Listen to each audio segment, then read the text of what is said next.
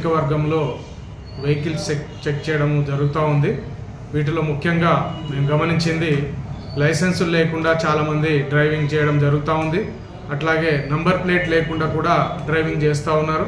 తర్వాత opposite wrong side డైరెక్షన్లో వచ్చేసి డ్రైవింగ్ చేస్తూ ఉన్నారు. అది డేంజరస్ డ్రైవింగ్ అవుతూ ఉంది.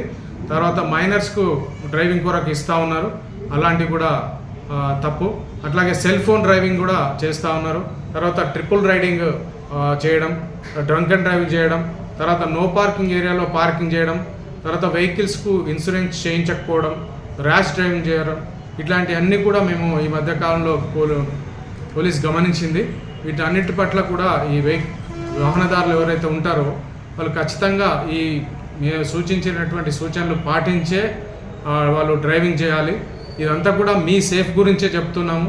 చాలామంది అమాయకులు యాక్సిడెంట్లలో చనిపోతూ ఉన్నారు. యాక్సిడెంట్ జరిగిన తర్వాత వాళ్ళకు సరైన న్యాయం కూడా జరుగుతలేదు, ఎందుకంటే ఇన్సూరెన్స్ లాంటివి లైసెన్స్ లాంటివి లేకపోవడం వల్ల. కాబట్టి వీటన్నిటి పట్ల కూడా మేము తాండూరు పట్టణంలో మరియు మండల హెడ్ క్వార్టర్స్లో కూడా వీటన్నిటిని గమనించడం జరుగుతుంది. మీరందరూ కూడా పబ్లిక్ అందరూ కూడా పోలీసుకు సహకరించి వాహనదారులు అందరూ కూడా ఈ డాక్యుమెంట్స్తోని సరైన విధంగా డ్రైవింగ్ చేయాలని సూచిస్తున్నాం.